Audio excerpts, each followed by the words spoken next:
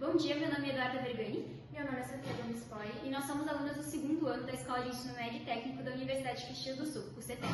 E o nosso trabalho é sobre uma investigação por espelhamento de raio-x em baixo ângulo, o SAX, sobre o potencial bacteriostático e regenerativo de filmes finos para queimaduras, e essa é a fase 2 do projeto. O nosso problema de pesquisa é a sulfadiazina de prata 1%.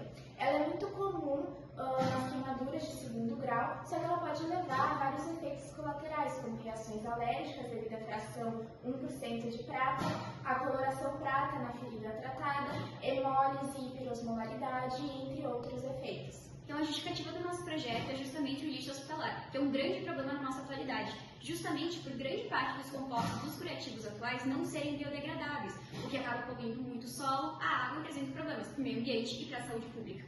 Então, na fase 1 do nosso projeto, a gente iniciou ele produzindo a nossa nanopartícula de óxido de zinco por meio do método dos percussores poliméricos e iniciou também a construção do primeiro protótipo do nosso curativo.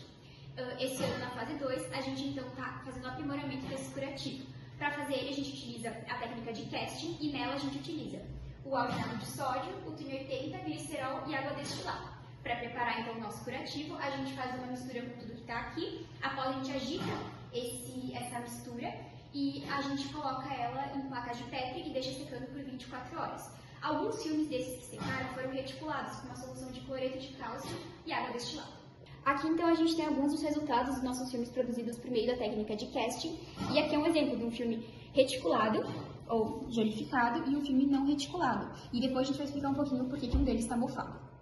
Para comparar os filmes reticulados e não reticulados, nós fizemos amostras com a formulação 0,1% e submetemos aos ensaios da SC, TGA, picnometria, tração e FTR no laboratório de materiais. E aqui são algumas amostras que foram sintetizadas. O 0,1 foi o que foi encaminhado ao LAMAD. E nós podemos ver que os reticulados tiveram a presença de mofos, enquanto os não reticulados não tiveram. E o TGA explica isso.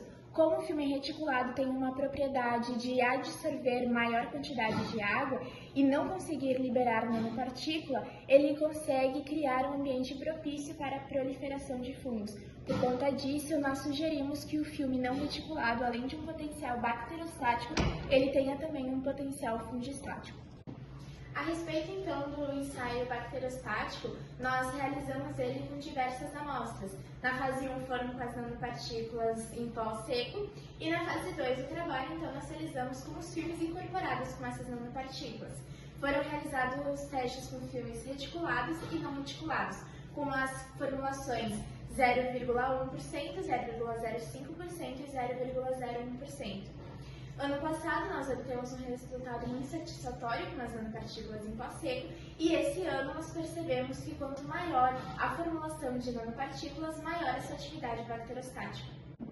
Bom, então na fase 1 do projeto nós fizemos o ensaio in vivo com as minhocas californianas pelo teste de escaldura e na fase 2 a gente realizou a histologia dessas minhocas.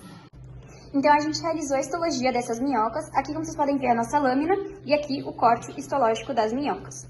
A gente fotografou essas lâminas através de um laboratório aqui da Universidade de Caxias do Sul. Então, após a gente analisar essas fotos que foram realizadas por meio do microscópio, foi perceptível que as minhocas, mesmo que tiveram um tempo grande de queimadura, as que estavam em contato com o curativo de alginato e nanopartícula de óxido de zinco, tiveram a epiderme regenerada, o que mostra que o nosso curativo consegue regenerar a epiderme por mais de uma queimadura de longa duração. Então, nós realizamos uma técnica complementar aos outros testes, que é o SAX, e ele fornece alguns dados, como tamanho e distribuição de partícula. Para ele, nós realizamos 19 amostras com diferentes formulações e o resultado que a gente obteve foi que quanto menor a quantidade de nanopartículas, melhor a sua distribuição ao longo do filme, até que nós encontramos uma razão ótima entre TIM80, que é o classificante, e as nanopartículas de 0,05. Então, foi concluído que sim, o nosso curativo atingiu o baixo custo que a gente planejava.